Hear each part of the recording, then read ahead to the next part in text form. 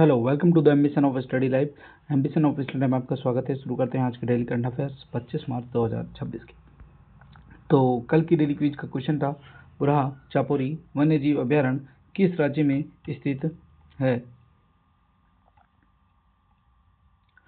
तो गुजरात, उत्तराखंड, असम या मणिपुर। तो कहाँ पर स्थित है? असम के अंदर ये आपका बुरहा चापोरी वन्यजीव अभ्यारण्य स्थित है। हाल ही में असम राज्य सरकार द्वारा संरक्षण प्रयासों को मजबूत करने के लिए सोनीतपुर जिले में बुरहा पचौरी वन्यजीव अभ्यारण्य के लिए एक नया आरक्षित वन बनाने की योजना बना रही है। तो असम में ब्रह्मपुत्र नदी के दक्षिणी तट पर स्थित ये बुरहा चापोरी पारिस्थितिकी तंत्र है। क्वेश्चन नंबर 1 आज के डेली करंट अफेयर्स का पहला क्वेश्चन है, रिया सोलंकी ने भुवनेश्वर में आयोजित नेशनल पैरा एथलेटिक्स चैंपियनशिप में शॉट पुट में कौन सा मेडल जीता? गोल्ड मेडल, कांस्य मेडल, रजत मेडल या ग्रीन मेडल। तो कौन सा पदक जीत लिया है? तो गोल्ड मेडल जीत लिया है। मेरठ की 19 वर्षीय रिया सोलंकी ने भुवनेश्वर में आयोजित नेशनल पैरा एथलेटिक्स चैंपियनशिप में शॉट पुट में स्वर्ण पदक जीता। तो हाल ही में मेरठ की 19 वर्षीय पैरा एथलीट रिया सोलंकी ने भुवनेश्वर में आयोजित राष्ट्रीय पैरा एथलेटिक्स चैंपियनशिप में स्वर्ण पदक जीता।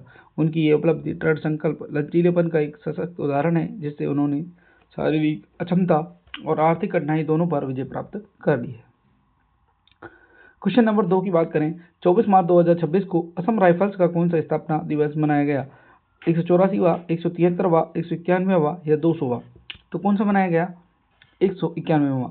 तो आपको याद रखना है, असम राइफल्स जो कि जिसकी स्थापना 1835 में हुई थी, उसका 191वां दिवस स्थापना दिवस 2026 में मनाया गया। अगर हम बात करें असम राइफल्स के नए डायरेक्टर जनरल कौन है? विकास लखेरा। कौन है? विकास लखेरा। तो असम भारत के सबसे पुराने अर्धसैन्य बलों में से एक असम राइफल्स ने मंगलवार को अपना 191वां दिवस मनाया। इस अवसर पर असम राइफल के महानिदेशक लेफ्टिनेंट जनरल विकास लखेरा ने शिलोंग स्थित युद्ध स्मारक पर श्रद्धांजलि अर्पित कर ली, और जिनकी स्थापना 1835 में कछार लेवी के रूप में हुई थी, वर्तमान नाम 1917 से इस्तेमाल किया जा रहा है, असम राइफल्स। क्वेश्चन नंबर 3 विश्व मौसम विज्ञान दिवस हर साल किस दिन मनाया जाता है? 26 मार्च, 23 मार्च, 24 मार्च या 25 मार्च। तो कब मनाया जाता है? तो ये हर साल मनाया जाता है आपका 23 मार्च को। तो विश्व मौसम विज्ञान दिवस हर साल 23 मार्च को मनाया जाता है। मौसम, जलवायु, जल विज्ञान के महत्व को रेखांकित करने के लिए मनाया जाता है। ये दिवस 1950 में विश्व मौसम विज्ञान संगठन की स्थापना स्मृति में मनाया जाता है। वर्ष 2026 में इसका जो विषय था वो आज का अवलोकन, कल की सुरक्षा रखा गया। Question number 4 Indian open 2026 squash tournament में महिला ओपन का खिताब किसने जीत लिया है? अनायत सिंह, अभय सिंह, वीर चोटरानी, दीपिका पल्लिकल। तो किसने जीत लिया है? अनायत सिंह ने। किसने जीत लिया है? अनायत सिंह। तो हाल ही में भारत की उभरती हुई स्क्वैश स्टार अनायत सिंह ने मुंबई में आयोजित PSA कोपर स्तरीय टूर्नामेंट JSW इंडियन ओपन में अपना खिताब सफलतापूर्वक बचाव करते हुए अंतर्राष्ट्रीय स्क्वैश में अपना दबदबा फिर से कायम कर लिया है। 18 साल की अनायत ने महिला फाइनल में मिस्र की हाना मोहताज को असाधारण असम में कौशल का प्रदर्शन करते हुए अपनी जीत दर्ज करी। इसके अलावा अगर हम बात करें, पुरुषों के फाइनल में 2 भारतीय खिलाड़ियों का ही मुकाबला हुआ था। अभय सिंह ने वीर चोटरानी को सीधे गेमों में हराकर जीत हासिल करी। क्वेश्चन नंबर 5 लिटानी नदी जो हाल ही में खबर में छाई रही, किस देश में स्थित है? चीन, मिस्र, लेबनान और इसके अलावा ईरान। तो किस देश में है? ये आपकी लेबनान में। किसमें? लेबनान के अंदर है। तो हाल ही में इजराइल हमलों में हुए कासिमसाई पुल को नष्ट करने के बाद जो दक्षिण तटीय राजमार्ग पर स्थित लेबनान की लिटानी नदी पर बना हुआ है, उसे इस हमले में ध्वस्त कर दिया गया। अगर बात करें, एक बेका घाटी है। बेका घाटी पूर्वी मध्य लेबनान में स्थित एक अंतर्राष्ट्रीय घाटी है जो उत्तर पूर्व से दक्षिण पश्चिम दिशा में फैली हुई है। लेबनान तथा एंटी लेबनान पर्वत श्रृंखलाओं के बीच में स्थित है। लिटानी और ओरंटस नदियों का सिंचित क्षेत्र भी यही है। क्वेश्चन नंबर 6 महिला सशक्तिकरण में योगदान के लिए हाल ही में ब्रिक्स द्वारा महिला सशक्तिकरण ट्रायल ब्लेजर पुरस्कार से किसे सम्मानित किया गया? कल्पना सोरेन, अंजलि ठाकुर, अर्पिता बत्रा, नीता अमानी। किसे सम्मानित किया गया? कल्पना सोरेन को। तो झारखंड की रहने वाली कल्पना सोरेन को हाल ही में ट्रेल ब्लेजर अवार्ड से सम्मानित किया गया। तो झारखंड के मुख्यमंत्री हेमंत सोरेन की पत्नी और गांडेय की विधायक कल्पना सोरेन को नई दिल्ली में आयोजित CCIWI वार्षिक महिला शिखर सम्मेलन और अभिनंदन समारोह 2026 में महिला सशक्तिकरण पथ प्रदर्शक पुरस्कार से सम्मानित किया गया। ये सम्मान BRICS chambers of commerce and industry के महिला सशक्तिकरण विभाग द्वारा हयात रिजेंसी में आयोजित शिखर सम्मेलन के दौरान प्रदान किया गया। क्वेश्चन नंबर 7, हाल ही में गठित किए गए राष्ट्रीय दंत चिकित्सा आयोग का पहला अध्यक्ष किसे नियुक्त किया गया है? जावेद अशरफ, संजय तिवारी, कृष्ण ठाकुर या विक्रम मिश्री। तो किसे किया है? संजय तिवारी। तो हाल ही में रोहतक के Pandit Bhagwant Dayal Sharma post graduate institute of dental sciences के प्राचार्य डॉक्टर संजय तिवारी को नवनिर्मित राष्ट्रीय दंत चिकित्सा आयोग NDC का पहला अध्यक्ष नियुक्त कर दिया गया है। अभी इंपॉर्टेंट क्वेश्चन इसलिए कि पहला अध्यक्ष बने हैं संजय तिवारी। क्वेश्चन नंबर 8, एग्रीविजन कृषि युवा संवाद 2026 नामक कृषि सम्मेलन का आयोजन किस राज्य में किया गया? गुजरात, उत्तराखंड, असम और मणिपुर। तो कहाँ पर किया गया? मणिपुर में। कहाँ पर? मणिपुर के अंदर किया गया। तो मणिपुर में एग्रीविजन एग्री यूथ पार्लियामेंट 2026 का आज इम्फाल स्थित केंद्रीय कृषि विश्वविद्यालय में शुभारंभ हुआ। 3 दिवसीय इस कार्यक्रम का उद्घाटन राज्यपाल अजय कुमार भल्ला ने किया। पूर्वोत्तर में कृषि क्षेत्र में नवाचार, स्थिरता और भविष्य के केंद्रों पर यह आधारित है। ये सम्मेलन 21 से 23 मार्च तक चलेगा और इसका उद्देश्य पूर्वोत्तर भारत में युवाओं को कृषि, नवाचार, स्टार्टअप और नीति निर्माण के प्रति प्रोत्साहित करना है।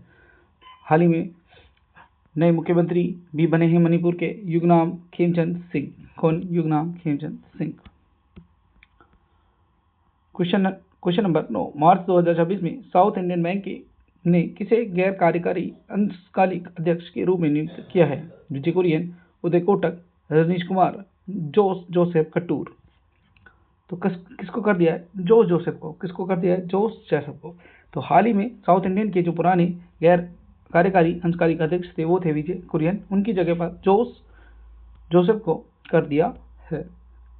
तो हाल ही में HDFC बैंक हाल ही में साउथ इंडियन बैंक ने जोसेफ कटूर को अपना नया गैर कार्यकारी अध्यक्ष नियुक्त कर दिया है। 23 मार्च को 3 साल के कार्यकाल के लिए उन्हें चुना गया है।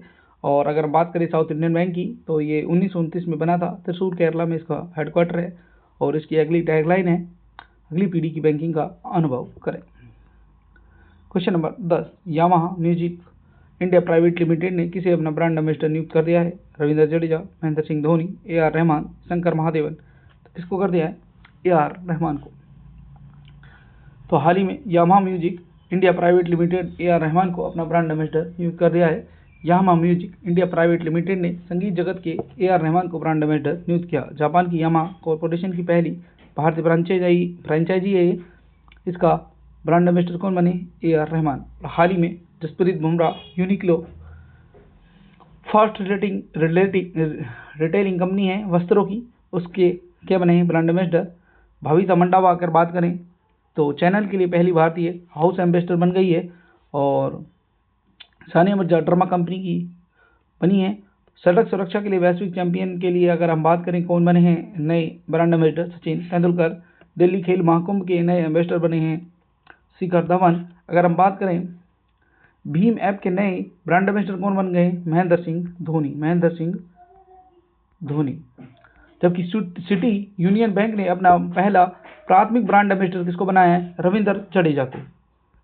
क्वेश्चन नंबर 11, नरेंद्र मोदी भारत में निर्वाचित सरकार के सबसे लंबे समय तक सेवा करने वाले प्रमुख बन गए हैं। उन्होंने 8,931 दिन का कार्यकाल पूरा कर लिया है। इससे पहले भारत की निर्वाचित सरकार में लंबे समय तक सेवा रखने वाले का रिकॉर्ड किसके पास था? पवन कुमार चामलिंग, बीजू पटनायक, इंदिरा गांधी या फिर जवाहरलाल नेहरू। तो किसके पास था? पवन कुमार चामलिंग के पास। तो नरेंद्र मोदी भारत के सबसे लंबे समय तक सेवा में नियुक्त होने वाले निर्वाचित नेता बन गए हैं। इससे पहले सिक्किम के जो CM थे पवन कुमार चामलिंग, उन्होंने 88 8930 दिन तक एक पद पर रहने के लिए रिकॉर्ड कायम किया था। अब नरेंद्र मोदी बन गए हैं 8931 दिन। क्वेश्चन नंबर 12, तीसरा उत्तर पूर्वी भारत फिल्म महोत्सव किस शहर में आयोजित किया जा रहा है? गुजरात, उत्तराखंड, असम, मणिपुर। तो कहां पर किया जा रहा है? मणिपुर में। मणिपुर के राजधानी इम्फाल में तीसरा उत्तर पूर्वी भारत फिल्म महोत्सव शुरू हुआ। तो तीसरा उत्तर पूर्व भारत फिल्म महोत्सव मणिपुर के इम्फाल स्थित तथा पोलिस सिनेमा लैम्फोर में शुरू हो चुका है। 2 दिवसीय महोत्सव में पूर्वोत्तर की 9 फिल्में प्रदर्शित की जाएगी। मणिपुर, असम, मेघालय की फिल्में शामिल है।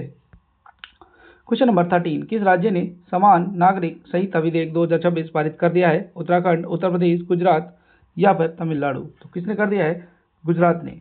ऐसा करने वाला गुजरात दूसरा राज्य बन गया जिसने समान नागरिक संहिता यूसीसी बिल लॉन्च कर दिया। इससे पहले उत्तराखंड सरकार पहला राज्य बना था जिसने यूसीसी बिल पारित किया। तो उत्तराखंड के बाद अब गुजरात दूसरा भारतीय राज्य बन गया है जिसने भारतीय समान नागरिक संहिता यूसीसी विधेयक पर पारित कर दिया है। ये विधेयक सभी समुदाय के लिए व्यक्तिगत कानूनों का एक समान कानूनी ढांचा स्थापित करता है। 24 मार्च को राज्य विधानसभा द्वारा अनुमोदित इस विधेयक का उद्देश्य विवाह, तलाक, उत्तराधिकार और लिव इन रिलेशन को धर्म की परवाह किए बिना समान रूप से विनियमित करना है। क्वेश्चन नंबर 14, द्विपक्षीय डाक सेवाओं को मजबूत बनाने के लिए भारत ने किस देश के साथ एमओयू साइन कर लिए हैं? तो भूटान, नेपाल, बांग्लादेश और म्यांमार। तो किसके साथ? भूटान के साथ कर लिए हैं। तो हाल ही में भारत और भूटान ने डाक सहयोग और प्रौद्योगिकी सहयोग को बढ़ावा देने के लिए एमओयू पर साइन किए और भारत और भूटान ने भारतीय डाक, भूटान डाक के बीच सहयोग को मजबूत करने के लिए डाक सहयोग पर एक समझौता ज्ञापन हस्ताक्षर किए। ये समझौता डाक संचालन, प्रौद्योगिकी विकास, रसद क्षमता निर्माण, डाक टिकट संग्रह, ज्ञान के आदान प्रदान पर केंद्रित है। क्वेश्चन नंबर 15, पश्चिमी एशिया में संकट के बीच किस देश ने ऊर्जा आपातकाल घोषित किया? Philippines, Papua New Guinea, Jordan या पनामा। तो किसने कर दिया है? फिलीपींस ने। किसने कर दिया? फिलीपींस ने। तो हाल ही में पश्चिमी एशिया में बढ़ते तनाव के दबाव में फिलीपींस ने राष्ट्रीय ऊर्जा आपातकाल घोषित कर दिया है जिससे ईंधन आपूर्ति के लिए तत्काल खतरे का हवाला खत्म कर दिया। राष्ट्रपति फर्डिनेंड मार्कोस जूनियर ने घोषणा कर दी कि वैश्विक तेल बाजार अस्थिरता और आपूर्ति में व्यवधान का सामना कर रहे हैं जो मौजूदा संघर्ष के कारण उत्पन्न हुए हैं, जिससे ऊर्जा सुरक्षा और आर्थिक स्थिरता को लेकर चिंताएं बढ़ गई हैं। तो आज की क्विज का क्वेश्चन है जिसका आंसर आपको कमेंट बॉक्स में कमेंट करके बताना है। आयुष मंत्रालय ने अपने कर्मियों के बीच निवारक स्वास्थ्य देखभाल को बढ़ावा देने के लिए किस बल के साथ समझौता ज्ञापन पर हस्ताक्षर कर दिए? सीआरपीएफ, सीआईएसएफ, बीएसएफ या आईटीबीपी। इसका आंसर आपको कमेंट बॉक्स में कमेंट कर बताना है। तो ये थी आज की आपकी करंट अफेयर्स। आई होप आपको अच्छी लगी होगी। चैनल को लाइक करें, सब्सक्राइब करें, शेयर करें और हमारे टेलीग्राम चैनल को ज्वाइन कर लें। तब तक के लिए मिलते हैं नेक्स्ट वीडियो में। धन्यवाद।